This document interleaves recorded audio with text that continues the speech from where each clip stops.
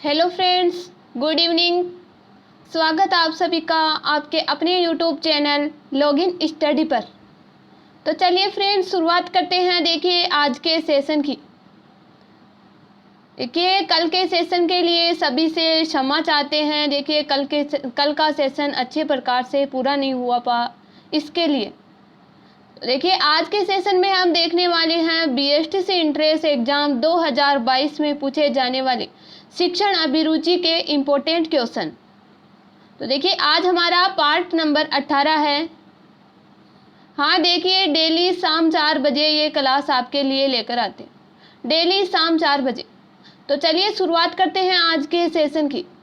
एक बार देखिए सेशन को स्टार्ट करने से पहले अपने फ्रेंड्स के साथ शेयर कर दीजिए सेशन को अपने फ्रेंड्स के साथ शेयर कर दीजिए एक बार जल्दी से।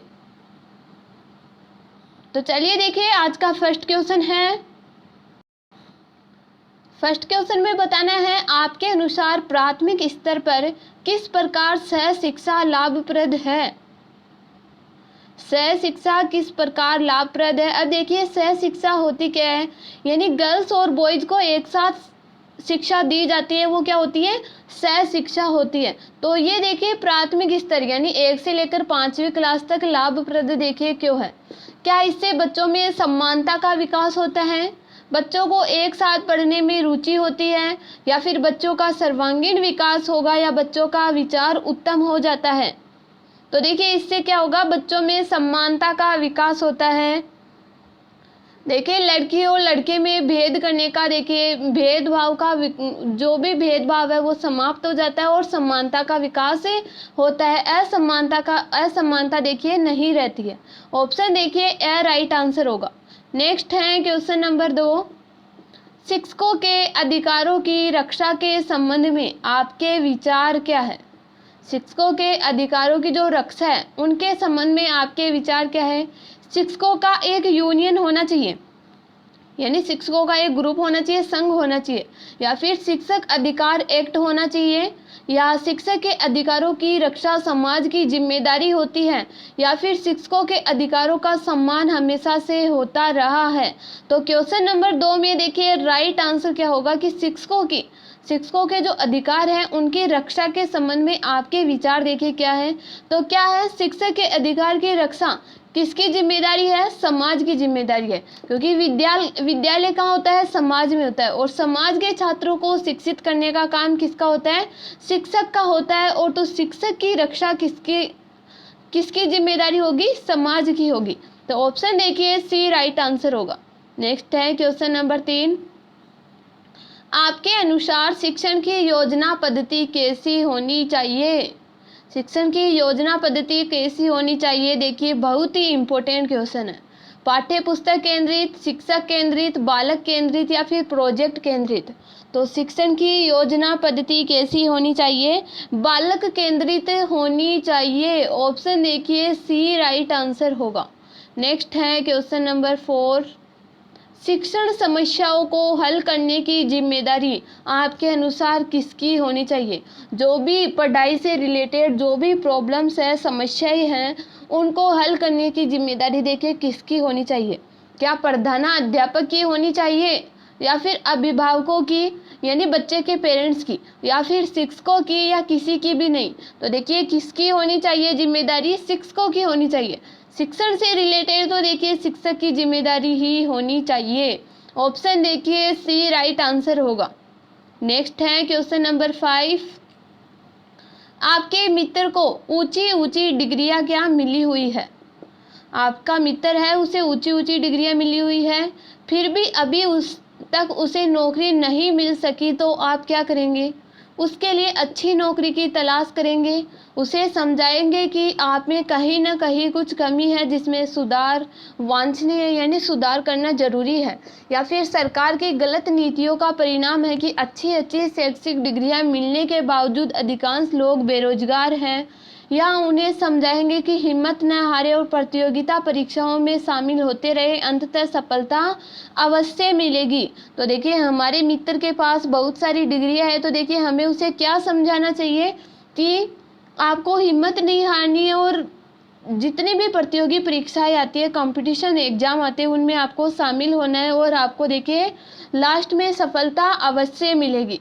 ये सांत्वना हमारे मित्र को देखिए देनी चाहिए। तो ऑप्शन देखिए डी जिन्होंने दिया है उनका राइट आंसर है। ऑप्शन डी देखिए करेक्ट आंसर है। नेक्स्ट है क्वेश्चन नंबर 6। यदि बार बार समझाने के बावजूद कोई छात्र अनुशासन तोड़ने से बाज न आए, यानी अनुशासन तोड़ता ही रहे, बिल्कुल भी देखिए आपकी बात नहीं माने, तो कक्षा अध्यापक को क्या करना चाहिए?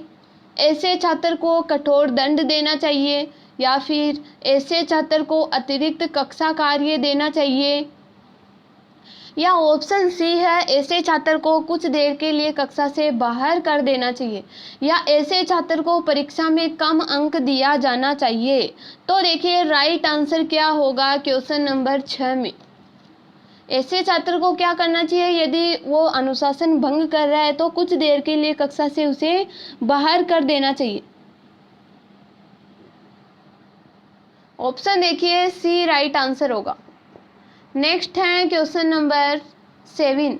छात्रों में आपराधिक प्रवृत्ति एवं युवा अपराधिता का प्रमुख कारण है, तो ये किसके कारण है? कुसमायोजन के कारण, या फिर आवश्यकताओं की पूर्ति नहीं होने के कारण, मानसिक मंदता के कारण, या उपरोक्त सभी।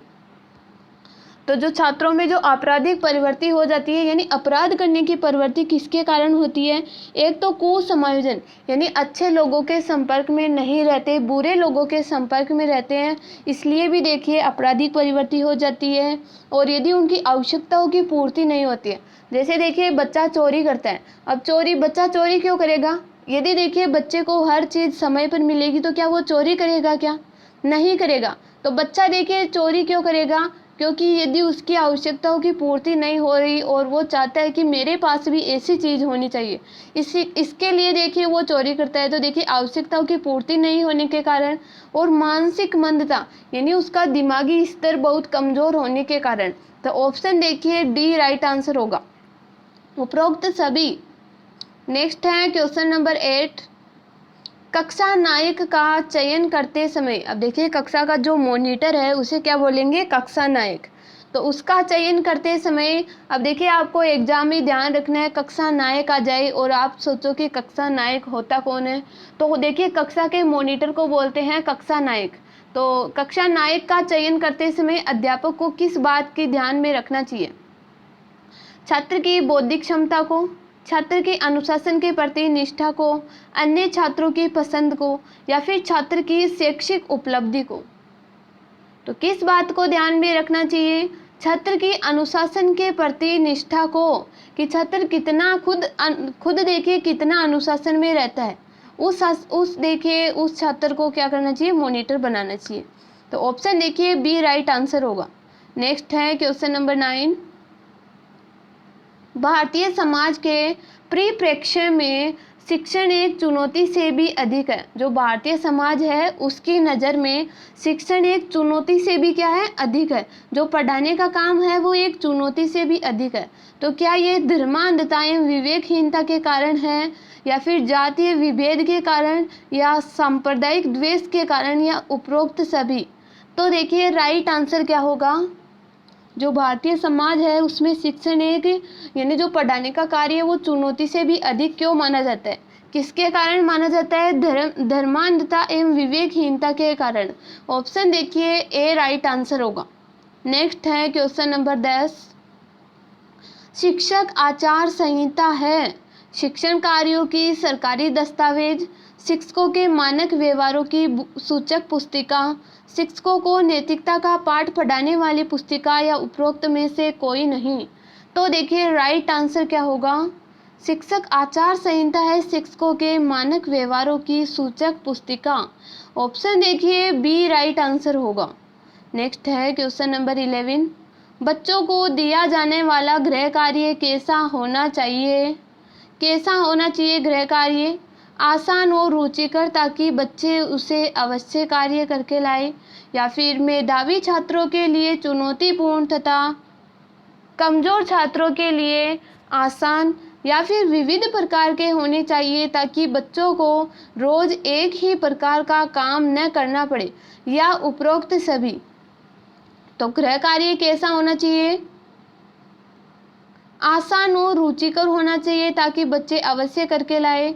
और जो इंटेलिजेंट छात्र हैं उनके लिए चुनौतीपूर्ण तथा कमजोर छात्रों के लिए आसान होना चाहिए। और विविध प्रकार का होना चाहिए कि जिससे बच्चे डेली देखिए बोर ना हो एक काम करते हुए। तो ऑप्शन देखिए डी राइट आंसर होगा, उपरोक्त सभी। नेक्स्ट है क्वेश्चन नंबर 12। शिक्षक की योग्यताओं, प्रयासों एवं उसके व्यवहार का सही मूल्यांकन किया जा सकता है किसके द्वारा? प्रधानाचार्य द्वारा, विशेषज्ञों द्वारा, उसके छात्रों द्वारा या उसके साथियों द्वारा। तो शिक्षक की योग्यताओं का मूल्यांकन किसके द्वारा किया जाता है? अच्छी प्रकार से देखिए उसके छात्रों द्वारा किया जा सकता है। ऑप्शन देखिए सी राइट आंसर होगा। छात्र देखिए शिक्षक की योग्यता का मूल्यांकन कर सकते हैं, किसी भी देखिए विशेषज्ञ को बुलाने की जरूरत नहीं है। नेक्स्ट है क्वेश्चन नंबर 13। छात्रों में वैज्ञानिक दृष्टिकोण उत्पन्न किया जा सकता है विज्ञान की शिक्षा द्वारा, दर्शन एवं मनोविज्ञान की शिक्षा द्वारा, तर्क संगत विचारों के प्रस्तुतिकरण द्वारा या उपरोक्त सभी।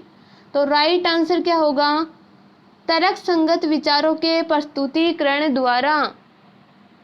ऑप्शन देखिए सी राइट आंसर होगा। नेक्स्ट है क्वेश्चन नंबर 14। नए नए संचार माध्यमों के विकास ने कक्षा में किसको घटा दिया है या फिर बढ़ा दिया है या पूर्ववत रखा है या निभाना आसान बना दिया? तो देखिए राइट आंसर क्या होगा? नए नए संचार माध्यमों के विकास ने कक्षा में,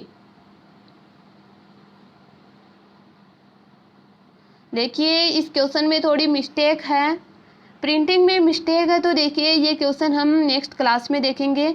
नेक्स्ट है क्वेश्चन नंबर 15। किसी नई कक्षा के छात्रों से मधुर संबंध स्थापित करने के लिए अध्यापक को क्या रणनीति अपनानी चाहिए? आप देखिए किसी नई स्कूल में पढ़ाने जा रहे हो, तो उस कक्षा यानी जहाँ पढ़ाओगे उस क्लास में उस कक्षा के छात्रों से मधुर संबंध स्थापित करने के लिए अध्यापक को क्या रणनीति अपनानी चाहिए? छात्रों से मित्रों जैसा व्यवहार करना और उनके साथ कैंटीन में चाय पीने जाना, या फिर छात्रों से स्नेहपूर्ण व्यवहार करना और छात्रों के अहंकार को ठेस न पहुंचाना, छात्रों को सर पर सवार होने का अवसर न देना, या फिर ऑप्शन डी है छात्रों को कक्षा में कहानी सुनाना और उन्हें पढ़ने के लिए मजबूर नहीं करना। तो देखिए राइट आंसर क्या होगा? देखिए यदि आप नई क्लास के छात्रों से मधुर संबंध बनाना चाहते हो तो देखिए आपको क्या करना है? छात्रों से स्नेहपूर्ण व्यवहार करना है यानी प्रेमपूर्ण व्यवहार करना है, और छात्रों का जो भी घमंड है उसको ठेस नहीं पहुंचाना है। ऑप्शन देखिए बी राइट आंसर होगा। नेक्स्ट है क्वेश्चन नंबर 17।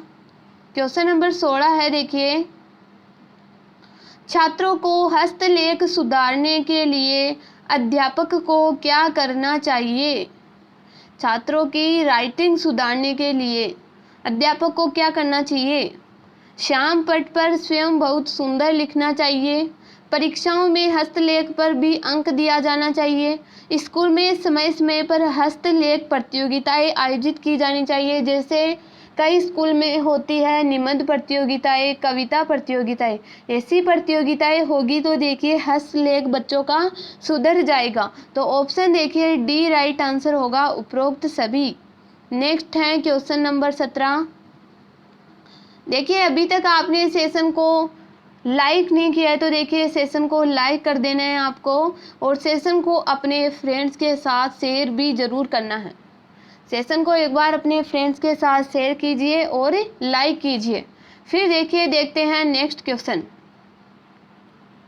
नेक्स्ट है क्वेश्चन नंबर 17। यदि आप शिक्षक की नौकरी पाने से पूर्व अपनी शिक्षण क्षमताओं का पता लगाना चाहते हैं तो आपको क्या करना चाहिए? आपको क्या करना चाहिए? किसी कोचिंग सेंटर पर कुछ माह पढ़ाए और छात्रों के परीक्षा परिणामों पर नज़र रखें। अपने घर के बच्चे को लगातार कुछ दिनों तक पढ़ाए और अपनी सफलताओं का आकलन करते रहे। अनुभवी अध्यापकों के साथ शिक्षण के विभिन्न पहलुओं पर चर्चा करें, या फिर शिक्षक की भर्ती के लिए आयोजित की जाने वाली परीक्षाओं के प्रश्न पत्रों को हल करें। तो देखिए, यदि आपको पता लगाना है कि मैं एक शिक्षक के लायक हूँ या नहीं हूँ, तो अपने घर के बच्चे को लगातार कुछ दिनों तक आपको पढ़ाना है और अपनी सफलताओं का क्या करना है, आकलन करते रहना है, यानी जांच करती रहनी है। तो ऑप्शन देखिए बी राइट आंसर होगा। नेक्स्ट है क्वेश्चन नंबर 18, प्राचीन काल में औपचारिक शिक्षा का क्या स्वरूप था? धार्मिक संस्कारों का ज्ञान, मानव मूल्यों का संप्रेषण, बौद्धिक कौशल का विकास, या फिर व्यावसायिक विकास। तो राइट आंसर देखिए क्या होगा क्वेश्चन नंबर 18 में,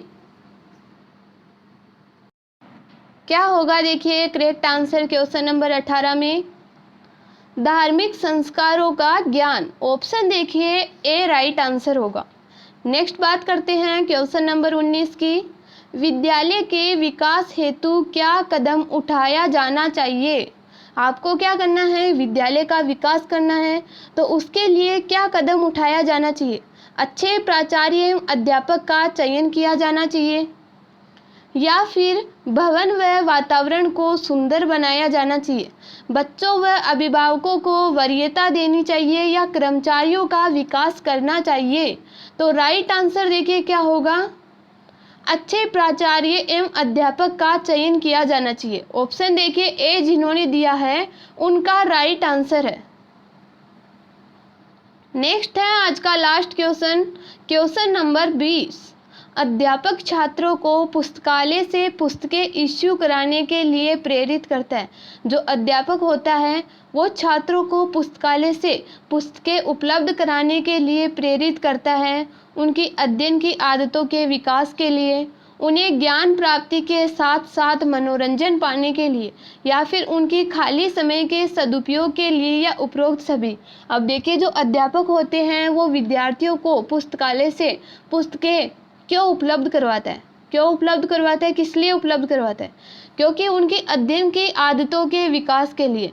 ऑप्शन देखिए ए राइट आंसर होगा। यदि देखिए बच्चों के पास पुस्तकें होगी तो वो देखिए पुस्तकों को पढ़ेंगे, उससे क्या होगा, उनकी अध्ययन यानी स्व अध्ययन की आदत का विकास होगा। तो ऑप्शन ए देखिए राइट आंसर होगा।